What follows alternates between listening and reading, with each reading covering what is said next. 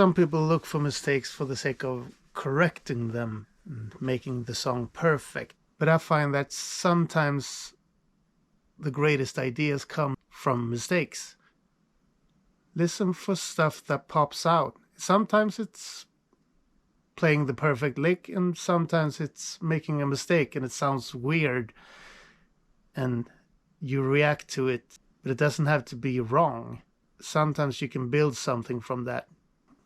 I recall when we recorded our first album, we were in the middle of a take, and Staffan, our guitar player, he realized that his guitar pickups were picking up the drums from my kit, and he was holding it up and trying to record the drums through his guitar, and it sounded awesome. And we just started recording a whole take of drums through his guitar and used that to create a whole new part I don't think we would have thought of otherwise. It turned out to be the outro of Long Live the Light. Our lives will be remembered, our deaths will be remembered, our lives will be remembered, our deaths will be remembered, our lives will be remembered,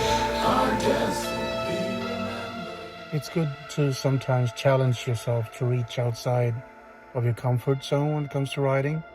So like removing the chord instruments like no guitars or keyboards can be an interesting limitation because it makes you think outside the box. Take a tune like Queen's We Will Rock You or Björk's Human Behavior. Those are basically built with drums and vocals and very little else. The odd guitar here and there, but you know, it's basically rhythm and vocals. And that's a very interesting way it works as well, you know, just to find a great groove or a cool sound, and you can chant over it or do a spoken word piece or do some harmony vocals over it. But it's interesting to see just what kind of results you get when you don't apply your usual songwriting habits. And we really enjoy experimenting with that now. Okay, so I just contradicted what I just said.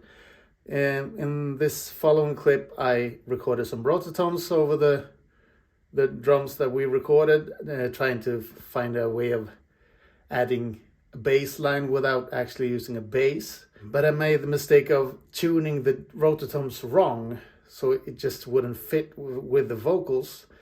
So I went in and tried to correct myself, and I did, but it sounded so boring.